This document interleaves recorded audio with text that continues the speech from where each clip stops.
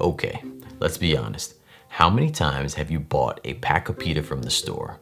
You open it and there it is, just sad. And you're like, ah, look at you.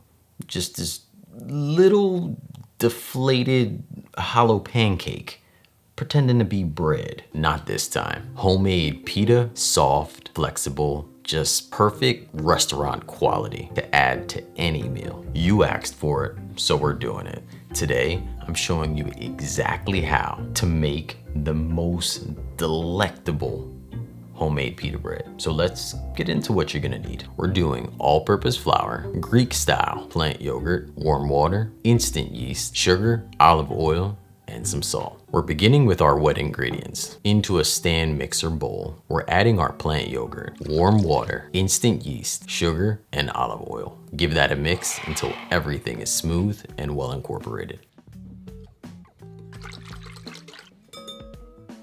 And now we're adding in our flour and our salt. Using a spatula, I'm gonna bring this together into a bit of something called a shaggy dough, just until there's barely any dry spots sitting at the bottom of the bowl. So it doesn't need to look pretty, just needs to look put together. Okay, here's where the stand mixer earns its keep. We're hooking up the dough hook, lowering it in, and turning it on low.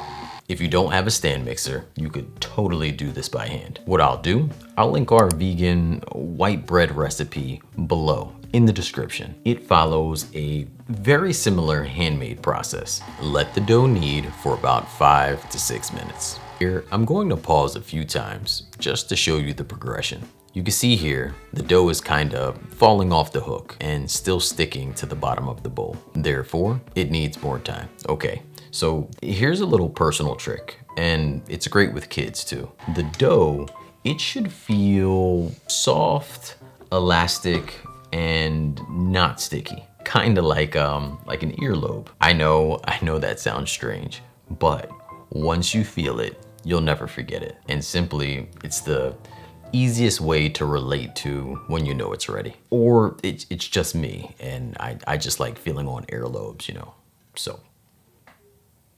Yeah. Remove the dough from the mixer. Lightly oil your bowl, just a swirl, and place your dough ball inside. Don't forget to cover it and let it rise for just about 60 to 75 minutes. I'm all about visual cues, and at least when it comes to learning.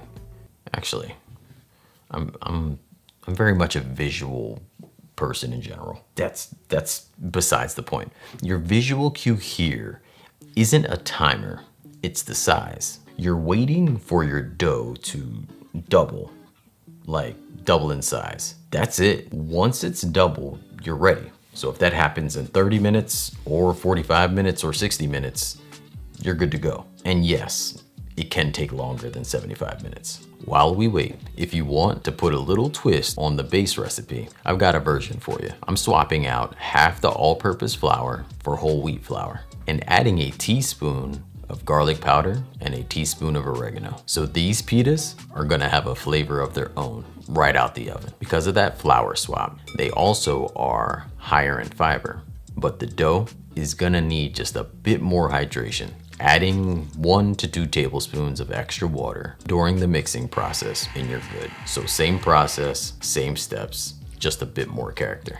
Once the first rise is done, punch the dough down and turn it onto your surface. We're dividing it into 8 equal pieces and rolling each one into a smooth ball. Now, cover the dough balls and let them rest for about 10 minutes. I wouldn't say I'm a perfectionist, but I'm a little weird when it comes to like having things even. So an example would be like the TV volume. You can't have it at 11, you know? Like if you put it on 11, I'm like, 10, 12, 15, I could do that. But you put it on 17, I'm like, why do you hate me? All that to say, you could measure your dough on the scale and kind of divide that number into 8 to get 8 equal pieces.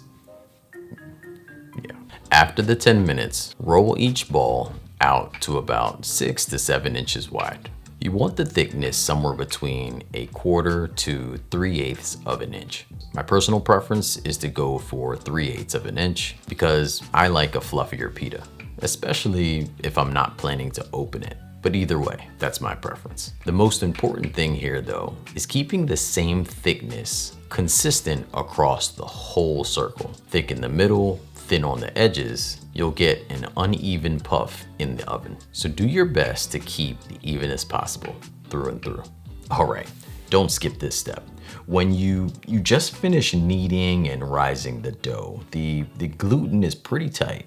So if you try to roll it out now, the dough is gonna put up a little bit of a fight. It will completely spring back, almost as if it has somewhere better to be. This way, it'll cooperate, you know, to get it to where you need it. I wanted to share with you 2 different methods for baking your homemade pita bread. For the first, preheat your oven to 500 degrees Fahrenheit. Line your baking tray with parchment and fit as many pitas as you can without them touching, about 1 inch in space. I had a pretty big tray, so I was able to fit 6.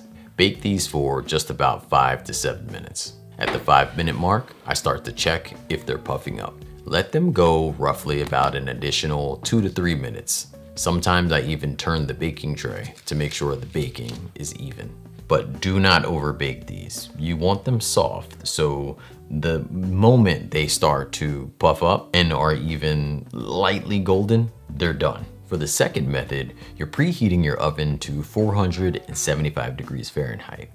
And you're either using a baking stone or even like the bottom of a baking tray. And you're going to place that into the oven for at least 20 minutes so it can heat up with the oven. You basically want the surface really hot because once you place the pita on there, it creates steam, causing that puff to happen even faster than the method I told you prior. With this method, they only need about 2 to 3 minutes, and you can literally watch them inflate right in front of your eyes, which ultimately never gets old. The purpose in me telling you both methods though is because some people find success with one method over the other. So try them both out. See which one you like best. When finished, remove them from the tray and place them on a wire rack to cool and deflate before eating. I do this if we're going to be eating them immediately. Now, here's the step most people skip, and this is why their homemade pitas go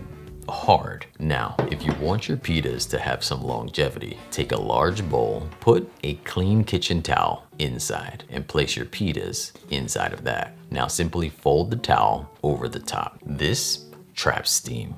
Not enough heat for condensation to happen, but enough to keep them warm, soft, and flexible. So if you're eating them within a few hours or even tomorrow, this is the route you want to take. Another thing I like to do is I toast these in a dry skillet for a couple of minutes, and you've got a street food worthy wrap. Load them up with falafels, shawarma, roasted vegetables, whatever you got. These stay soft, reheat beautifully, and have that bakery style chew that makes a homemade pita bread feel special. This recipe you could find linked in the description or head right on over to my website, makeitdairyfree.com. Thank you so much. You guys are amazing. Until next time, believe in good. Peace. This won't turn off. Now cover those balls and let them rest for 10 minutes. And let them rest for 10 minutes. This button thing is driving me nuts.